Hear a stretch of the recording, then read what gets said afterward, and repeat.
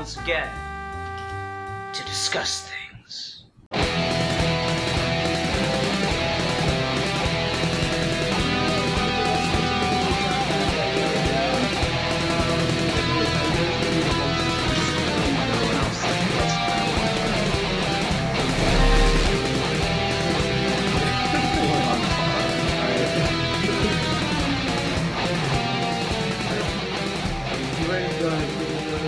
Let's do it.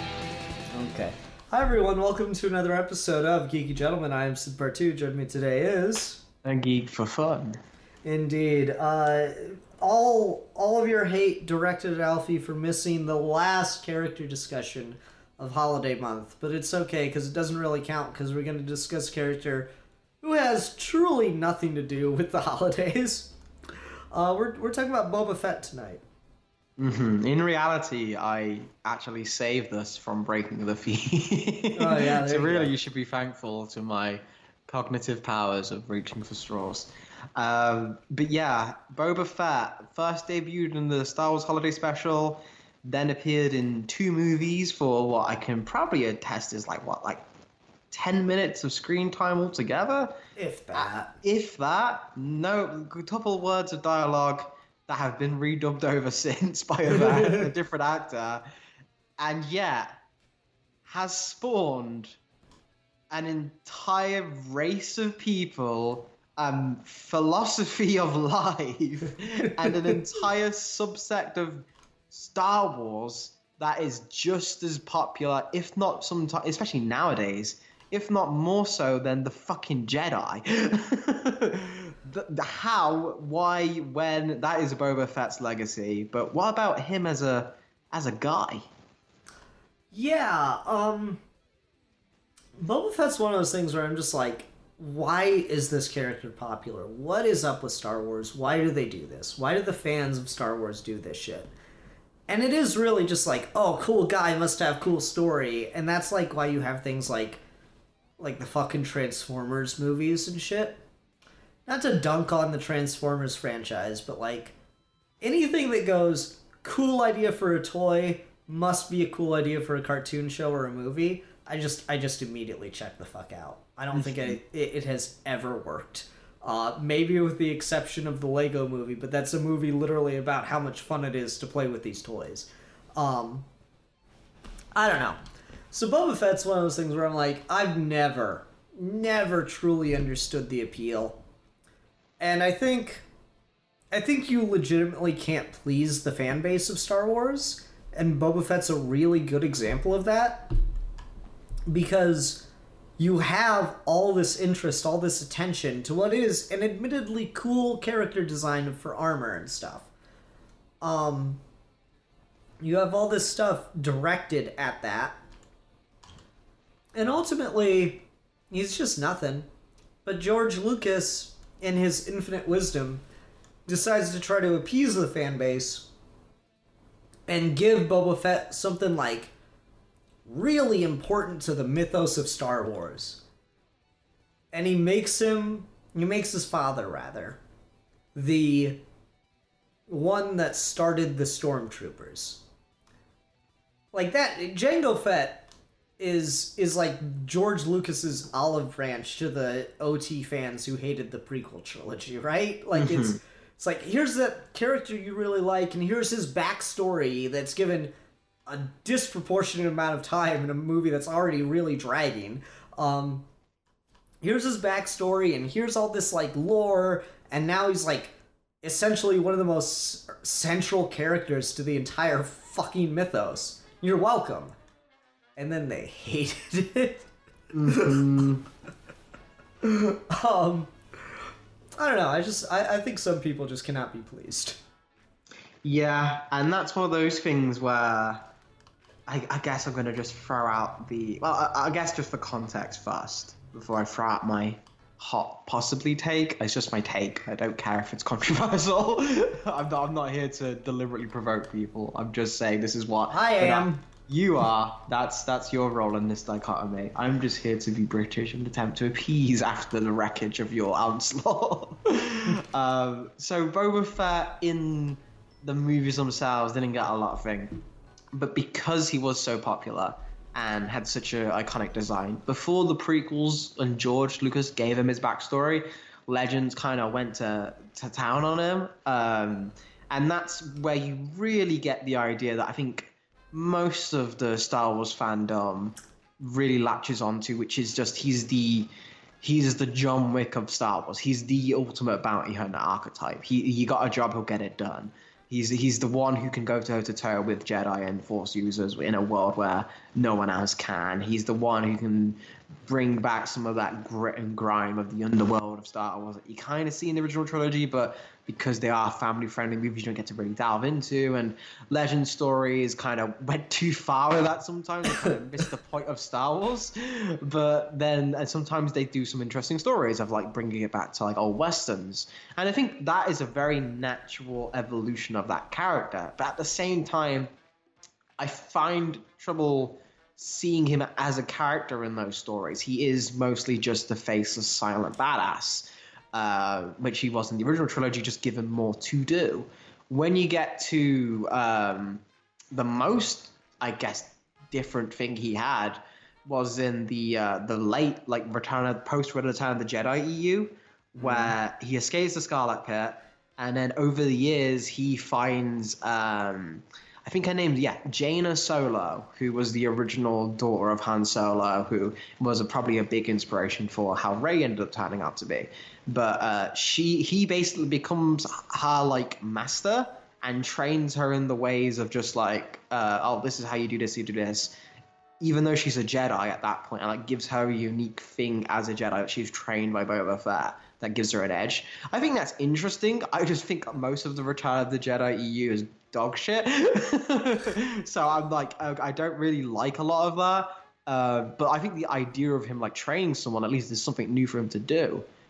But when Boba Fett really came onto his own for me is Attack of the Clones.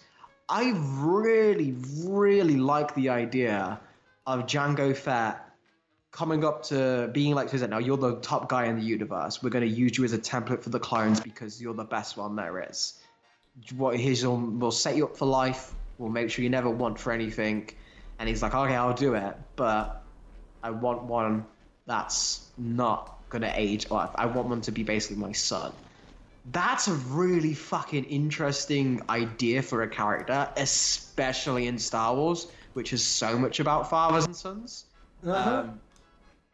Like, that's really interesting to me. And then when Jango dies, Boba goes on this really cool arc, especially in Clone Wars, where it's really fleshed out, where not only does he have to try and find revenge on Mace Windu, but everywhere he looks, he sees his dad's face. Mm-hmm. And then eventually, he grows up, and in the mirror, he sees his dad's face. Like, exactly. Like, that is some really interesting shit.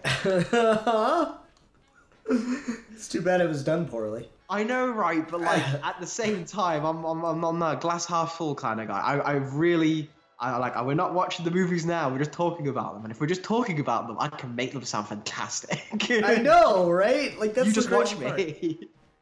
Lucas is a fantastic ideas man. That is one of those things where it I want to say it writes itself, but it very clearly doesn't because it didn't. No, that's one of the things I really liked that edition. I thought that was a really cool move because when my journey to Star Wars fandom was odd. I never really I was 9. I was either 8 or 9 when Phantom Menace came out. So I was really at the right age to enjoy it. And by the time you get to Revenge of the Sith, it's 05. I'm in like 8th grade, which is probably just at the right place to end it, where I could still enjoy it, but it's just, okay, now it's over. And then I've got, you had a couple of years where really nothing was going on, and I had time to get distance from it and kind of get to appreciate the things in their entirety. So I never really got the like cult of personality around Boba Fett that the Star Wars fandom had. I never understood why he was such a popular character.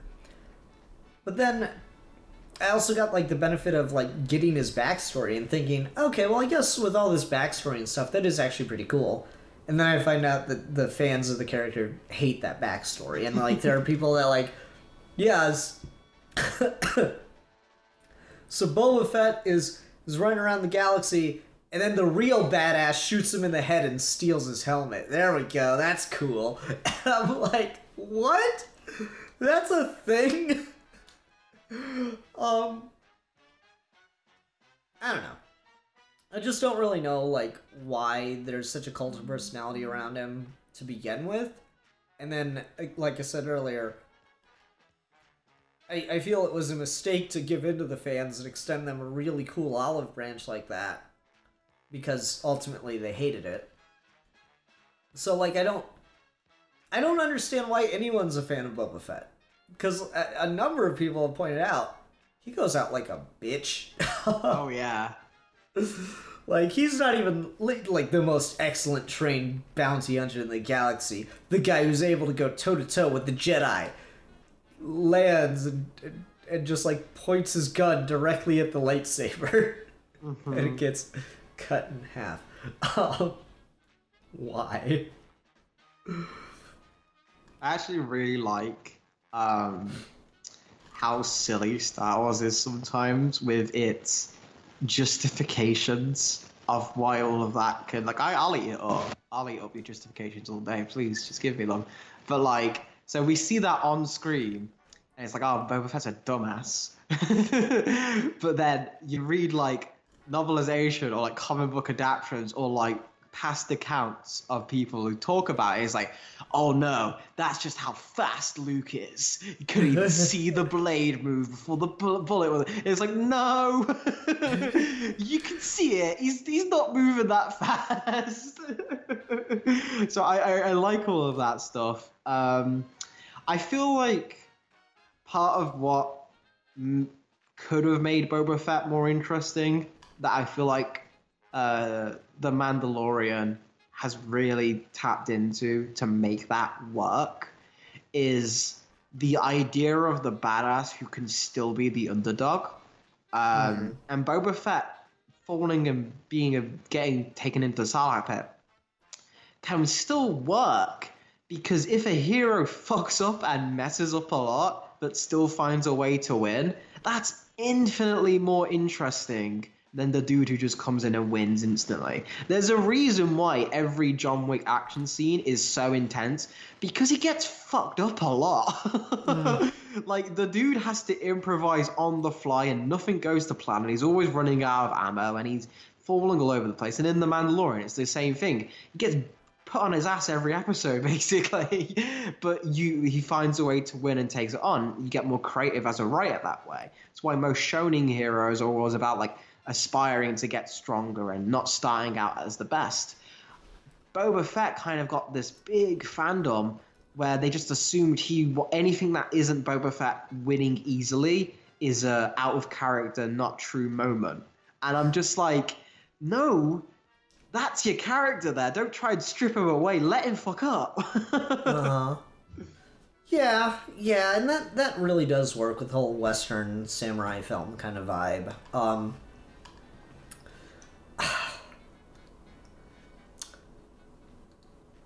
I'm trying to think how I want to phrase this. I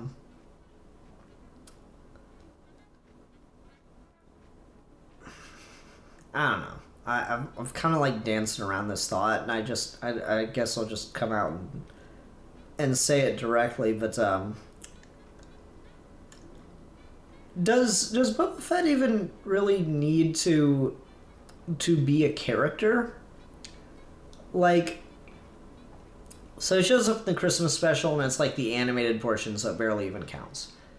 Then he shows up in Empire Strikes Back, and he's just like one of the bounty hunters that Vader hires, and he happens to be the one that like gets wise to Solo's tricks. Imagine what a world we'd be in if that was Bosk. Who's that? The big reptile lizard guy with no shoes on. Oh, yeah, okay. Like, imagine. Would we be in this world right now if that was the character George tried to push? I don't know, maybe. Fucking Clone Wars turns out completely differently, I'll tell you that. So, but like he gets successful in that, and then he just like hangs around Jabba's palace in like full armor, so I don't even know what he's getting out of it. I'm like, could you just have made that like 2 or 3 different characters? Did it need to even be a guy? Yeah, I feel you could, but at the same time, I will argue part of the strength of Star Wars and just George Lucas as the idea man is he rightly picked up on, no, if we make it one guy, we make that one guy seem more. You're giving the audience so much information with Star Wars, especially at the time it came out. You're basically assaulting people with new characters and new names and everything. Having someone be, this is the bounty hunter, to Darth Vader's, this is the Vader's, the Emperor's like dog. Obi-Wan is the Jedi, and then Yoda is the Jedi above him. Everyone's kind of the archetype. Luke's the young king, Leia's the princess. You got your rebels, you got Wedge, you got your default pilot. Everyone feels that. I feel it was a very smart move to think, okay, here's the bounty hunter. No, you're probably right. You're probably right. It probably is best served for the script and stuff as just a single character.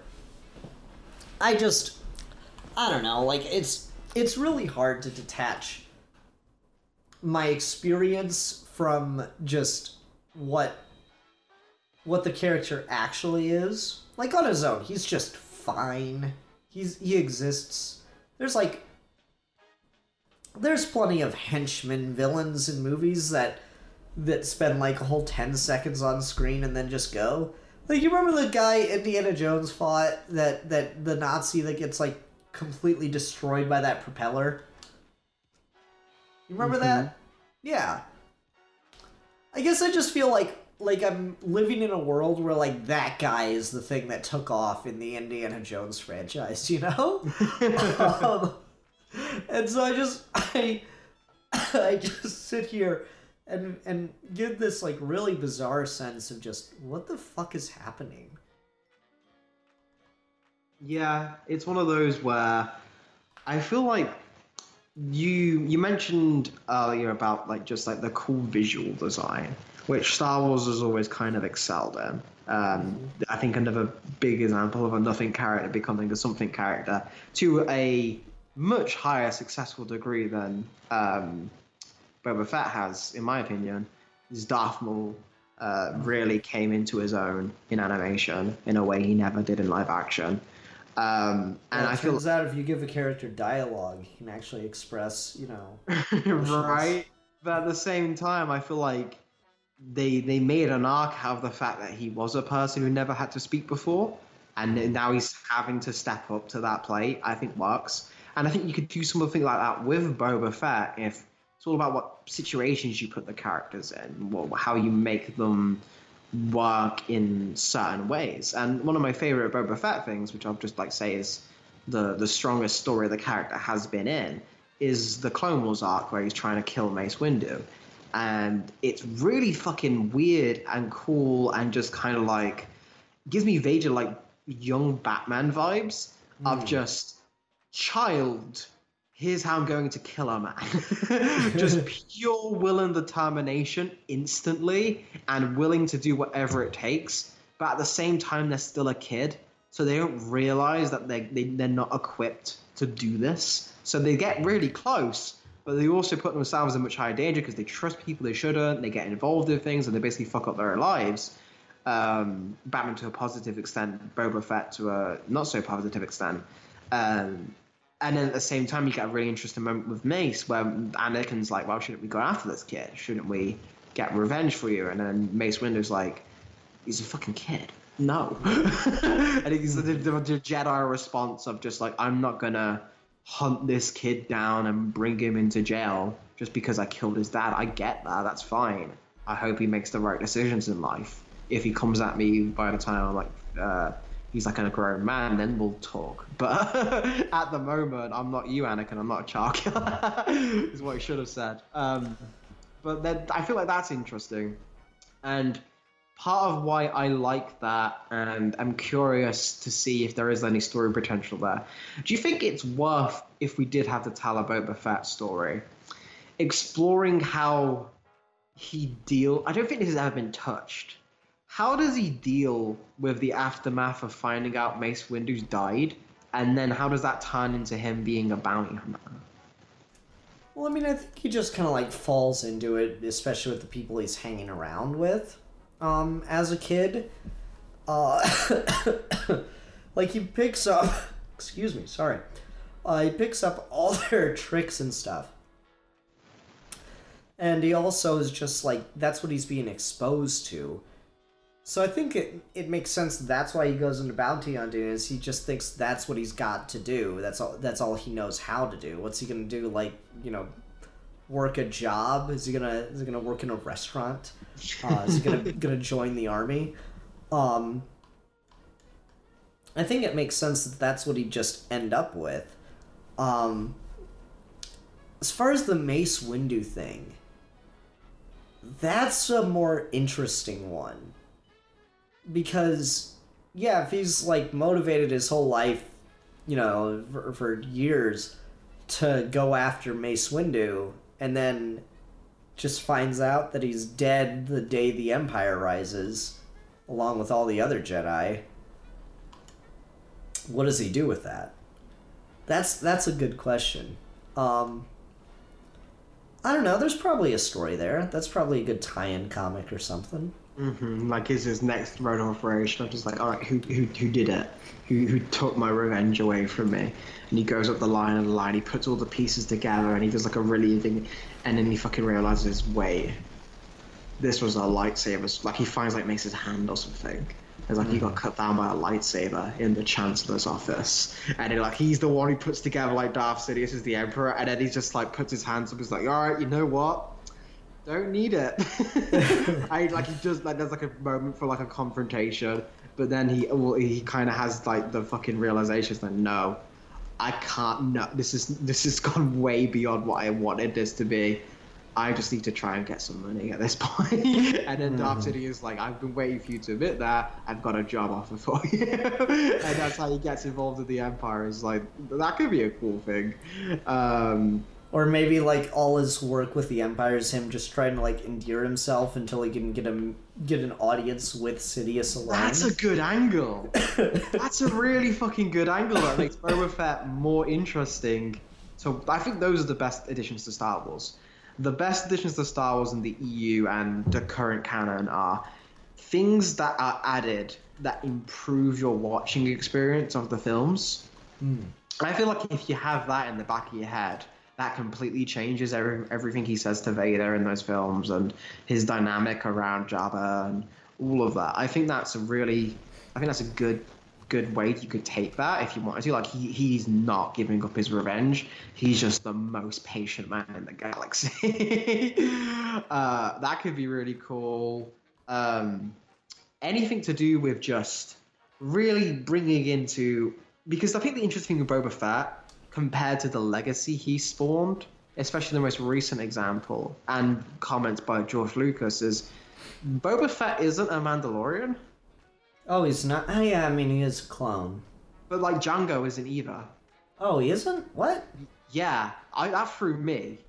So George Lucas apparently said, was just, no, they're not Mandalorians. Django Fett just took the armor. Oh my god. Why? Why? They made an entire race because the armor was so cool. Why? I feel like that's something that's going to get retconned away by the new team, because I think that is just a very silly decision. I think having Django be a Mandalorian that quit to try and make a family of his own as best he could, and then Boba being like 2 generations detached from that, just kind of wandering around and doing his own thing, is interesting. But why I would bring it up is because I think Mandalorians are very interesting in they are the closest thing to like a Saiyan race in Star Wars. They're almost like to a T of just like we're a race who only exists to fight people, is they will go into wars with different cultures, not to pillage or to gain more resources, just to test themselves. All of this thing is, then they have no bloodline, they have no race. It's just, if you're a Mandalorian, is if you follow the code.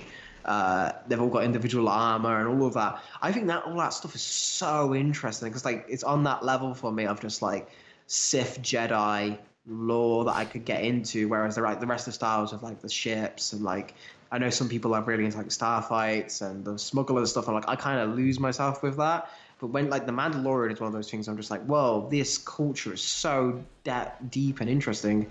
And regardless of the whole Django thing, I think how Boba juxtaposes that is really neat because he has no honor, he has no code. He's all about just doing it for an easy for like a money, or if you want to go with your take of like he's trying to get an audience with Sidious, even then that's for revenge. That's not a code. He's doing any like there's no like honor for testing himself with that. It's just petty revenge, and I think that's such a weird position for him to be in the lore.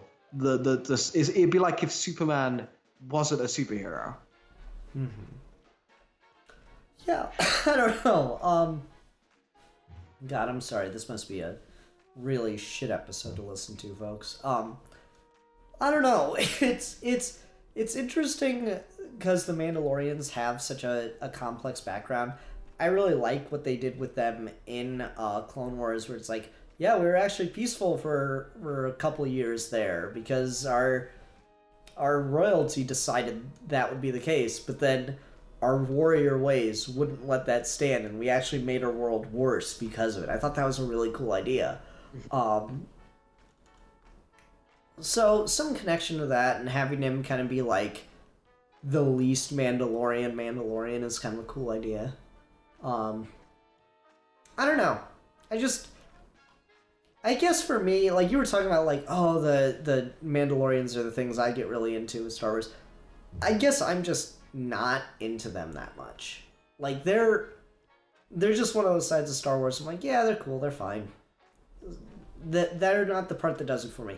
I guess I'm a weird Star Wars fan where like when Rogue One was coming out, everyone was like, yeah, finally a Star Wars movie without any Jedi or Sith in it. I'm like, am I the only one that likes the space wizards, guys? Is this weird? I really get into the Jedi Sith lore. That shit's cool. Yeah, that's where I am at as well. But why I like Mandalorians is they're the closest thing to that as like a third party, which I think is really interesting. Of just like, these are almost the complete opposite of the Jedi, but they're also not the Sith and they're not Force users, but they follow almost a similar like religious devotion. They have their own traditions. They have their own ways to fight, especially when you get into Clone Wars. And they have like the lore of like the Darksaber of like there was a Mandalorian Jedi who kind of united the two factions for a while. But when he died, the Jedi took the blade into their archives, and the Mandalorians kind of like raided it, took it back, and now whoever wields that is the leader of Mandalore. I think that's a really cool bit of like intertwined lore that gives them like an Excalibur. And that's what I'm into with Star Wars, because that's very Jedi. It's very mystical. It's very space wizards meet knights, basically, right? I think it works so well to have them face off as just different archetypes of just like almost like the Batman Superman combo. Here's someone with all the powers and everything, but here's the smart one. Here's the ingenuity one who can take them down, and then vice versa. That really interests me a whole lot more than just like you said, like a Rogue One situation where it's like the rebels, because as cool as all of that stuff is, and not being disparaging, but I really like my Star Wars with a bit of myth with it, and I think Mandalorians really capture that, and I think that's maybe why Boba Fett isn't that high. Like I appreciate what they do with his character, and I think he can be interesting, but because he is so detached from that and he's more in the just bounty hunter sphere, he doesn't get as interesting. When Boba Fett has a fight with like Darth Vader, it's just like, oh, look at these two characters from Star Wars who are cool. There's no like lore reason for it normally. There's no like great conflict. But if you go to like the Old Republic and they say, Mandalore the Great fought a battle versus Darth Revan for the sake of the galaxy, like that shit's like more like it's mythic, it's operatic, it's bigger than the thing you're reading. The same even like when Darth Maul has his fight with, I forget his name, but Vizsla in Clone Wars. That's a really cool fight of a non-Force user fighting a Force user. Darth Maul obviously wins, but it's one of those interesting back and forths that you can get in Star Wars that kind of spice things up a little bit than just Jedi versus Sith constantly. No, I think you're right. That's kind of like what I like about Grievous too. He's got a little bit of that where he's like, he's not a Force user, but he likes using lightsabers because he's doing all just really proficient combat aided by technology to like bridge that gap between the Force and a normal person, which is really a cool idea. No, I guess I can appreciate that even if it's not something I'm super into. So that's cool. Alrighty, well, I think that's going to do it for this episode. Boba Fett specific recommendations. For me, I'm just going to say go check out the Clone Wars episodes that have him when he's a kid trying to hunt down Mace Windu. Those are really fantastic. I'd also say give the what was it called? It was the Shadow of the Empire. I think it was the thing that was like a Legends comic that was set between Empire and Return of the Jedi, and it was about Boba Fett getting Han Solo to Jabba and like other bounty hunters trying to intercept him on the way. That was pretty cool. I like that. That's a cool bit of like making that basically him just being a UPS man a little more interesting. And then maybe also the Marvel Star Wars comic, the first arc has a pretty cool moment where Boba Fett's just like trying to find Luke Skywalker. That's like a very cool issue for him. Yeah, I was also gonna recommend that, so thanks. Yeah, I don't really have much else, so I'm just gonna end it there. Who are we gonna talk about next time?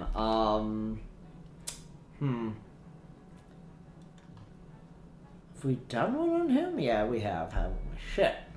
I'm just looking around my room for characters we could talk about. This is fun. This is good entertainment. Nope, done all of them. In your room. Yep, got a lot of hedgehogs. Okay. This might be a stretch because I don't know that much about the character. But let's specifically talk about Brainiac 5. Okay. Alright, that'll be interesting. Alrighty, everyone, thanks very much for watching. Until next time, I'm the Philosopher. And I am the champion of the oppressed. And we are your geeky gentlemen. And we will be discussing things.